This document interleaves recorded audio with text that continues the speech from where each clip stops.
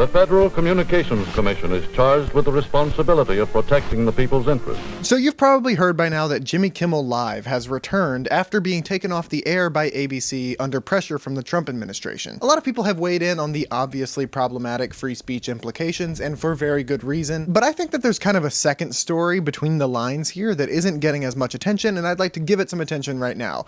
The FCC is broken. And while Donald Trump is wielding the FCC with a uniquely brazen flavor of corruption, he's not actually the one who broke it. I'm a huge nerd for this kind of thing, and I'm studying entertainment and media studies in school, which means I have some sources sitting on my desk, so let's learn about this together. If we want to stay media literate in the Trump era, I think the first thing we have to do is understand how things are supposed to work, and then understand why they're not working that way, understand what loopholes and gray areas are being exploited, and then put that all together and figure out what the overall impact is. At the center of this story is the FCC, or Federal Communications Commission. The FCC is led by up to 5 commissioners, though currently there are only 3, and there could soon be as few as 2, who are not elected but appointed by the president and confirmed by the Senate every 5 years. The president also decides which of the commissioners gets to be chairman. Today that's Brendan Carr, a name you're going to be hearing a lot, who was appointed by Trump 1.0 in 2017 and promoted to chairman earlier this year by Trump 2.0. He also wrote the FCC chapter of Project 2025, where he lays out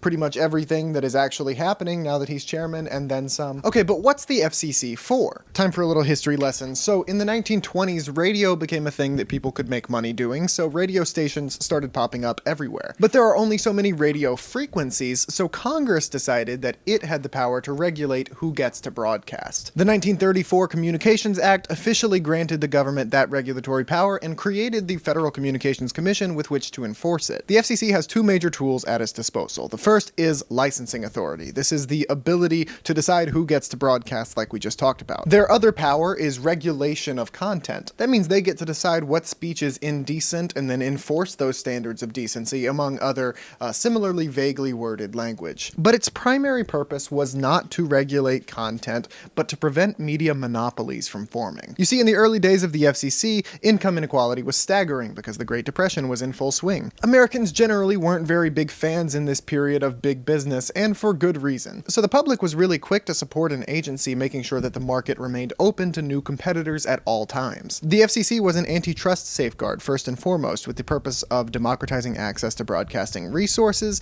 and promoting diversity of broadcast content. They used a number of things to do this, including national ownership rules, which capped the maximum amount of stations that could be owned by a singular entity. They used the financial interest and syndication rules to stop broadcast networks from owning interest in the shows themselves. They used the fairness doctrine to ensure that on any news programs or informational programs where controversial topics were being discussed, an opposing viewpoint would be presented. And finally, in 1948, we got the Paramount Consent Decrees, in which, quote, the studios agreed to divest themselves of all theater ownership and to stop practices like block booking and blind bidding. You don't really need to know about those, but those were just predatory practices used by studios in early Hollywood. And I think it's fair to say that to varying degrees of success, the FCC in this period was at least trying to prevent concentration of media ownership and serve the public good. It sure would be a shame if, let's just say, a former Hollywood actor of all people found himself sitting in the Oval Office and used that power to dismantle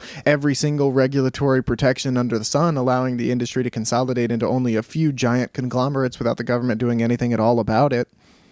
Sure would be a shame. Say it with me now. Reagan-era deregulation.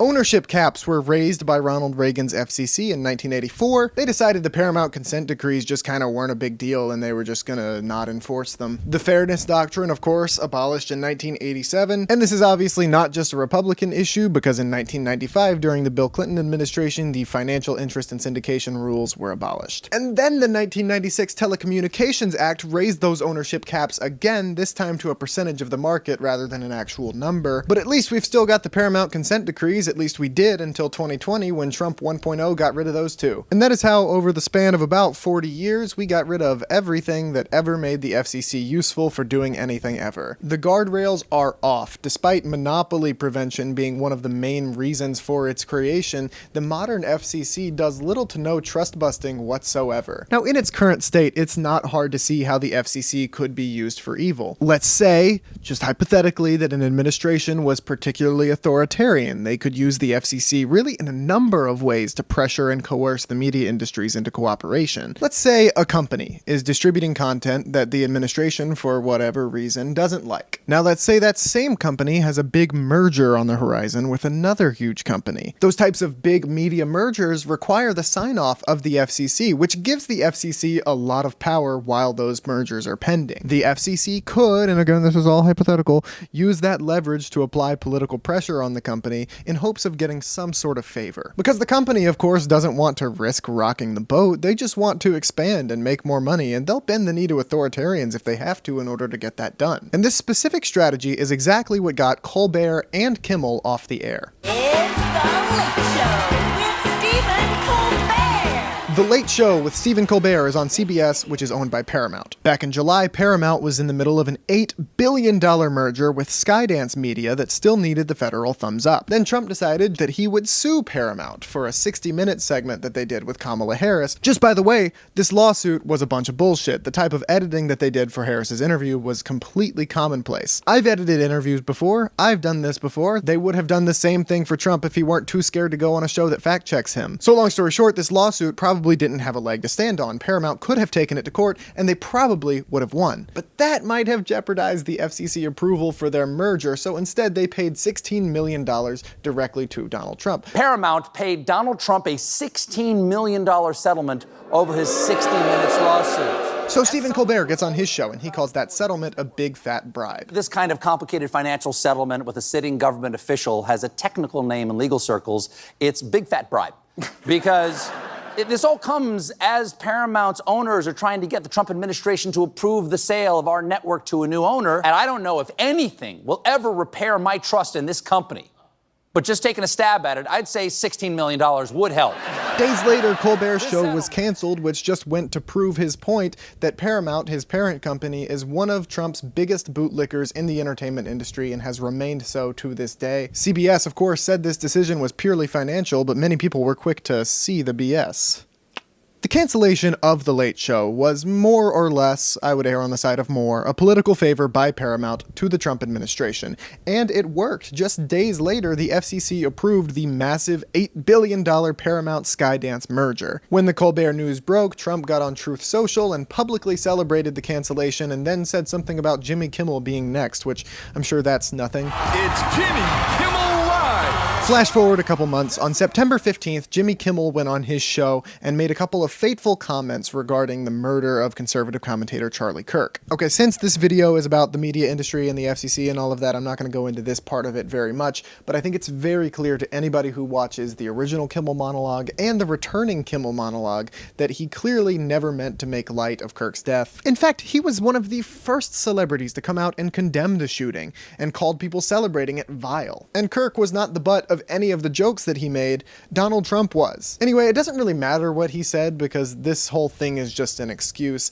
This was going to happen anyway. I mean, Trump told us as much, right? So what happened to Kimmel wasn't exactly the same as what happened to Colbert, though they are similar in some key ways. In Colbert's case, it was his parent company that was working to strike a deal with the Trump administration. In the case of Jimmy Kimmel, it was the TV stations. Let me explain. Jimmy Kimmel is on ABC, and that is owned by Disney. ABC's shows are aired by TV stations, which they don't own, but they are owned by other massive media conglomerates like Nexstar. Nexstar is a company that owns hundreds of television stations in America, but wants to own more. Enter Tegna. But merging these two companies, it's currently illegal. It would put the company over the number of stations that can be legally owned by one entity. So then the whole fiasco happened. Kimmel said what he said, which drew criticism from FCC chair Brendan Carr on a podcast, because that's how we conduct politics now. I think that it's really sort of past time that a lot of these licensed broadcasters themselves push back on Comcast and Disney and say, listen, we are going to preempt. We are not going to run Kimmel anymore. And then almost immediately after that, Nexstar announced that it wouldn't be airing the Jimmy Kimmel show, what's it called? Jimmy Kimmel Live, on any of its TV stations. It almost seems like that podcast comment was kind of the go-ahead, or at the very least, somebody at Nexstar heard that interview and saw an opportunity to get on the FCC's good side. And then, and this is where it gets kind of confusing, this completely separate, unrelated company called Sinclair, which also owns a bunch of TV stations, they were like, well, yeah, we won't air Jimmy Kimmel either, and instead, we'll be airing a special about Charlie Kirk. They also demanded that Kimmel make a public apology and donate to Charlie Kirk's political cause, Turning Point USA. By the way, Sinclair, as far as I know, no merger on the horizon or anything, just like brown nosing for fun. And by the way, they did not end up airing that special, they played Celebrity Family Feud. Between Nexstar and Sinclair, a ton of ABC's affiliate stations were refusing to air Jimmy Kimmel. So the question now, if you're ABC, is do you cave to the pressure and do you not air Jimmy Kimmel, or do you just air it and let the TV stations that are gonna play it, and let the TV stations that are not gonna play it, not play it? ABC eventually landed on not airing the show at all, and Jimmy Kimmel was taken off of the air nationwide. Trump took to Truth Social to celebrate, and following tradition, he even went ahead and named his next targets for us, Seth Meyers and Jimmy Fallon, because the mainstream media can't risk platforming dangerous radical communists like Jimmy Fallon. People gathered in protest at Disney headquarters and boycotted. They canceled their Disney Plus subscriptions. There were open calls for Brendan Carr to resign and for the show to be reinstated from people on both sides of the political aisle, public figures, celebrities, and I know there's still a lot of bad stuff going on, and this was hardly the biggest, most pressing issue facing America, but it worked, at least, and Disney reinstated his show. Which doesn't mean every affiliate station will play it. I think this goes to show that we really do vote with our wallets, even in uncertain times like this. This is just a reminder of how effective collective action can really be in the face of this kind of thing. Now, Trump and the gang, of course, are furious. He got back on Truth Social, oh yeah, look at him go, to call Jimmy Kimmel unfunny just one more time for good measure, and even threatened to test ABC in the coming years, which mirrors comments made by Brendan Carr earlier, and you're not going to hear me saying this very often, but we should believe these guys. This Kimmel thing might be a minor setback, but there is genuinely no doubt that they will continue working hard to make sure that they deplatform and silence dissenting voices in the public sphere. They'll also continue allowing media power to concentrate in fewer and fewer and fewer hands, as long as those hands are loyal servants, leaving the market impenetrable to new competitors. Now that the FCC is just another arm of the executive branch, that leaves us in a pretty dangerous place in terms of what our media landscape is going to look like in the coming years. So, stay on alert, stay well read and skeptical and informed, and I will see you in the next video, and until then, I'm Sam Morgan, and this is Pictures Up.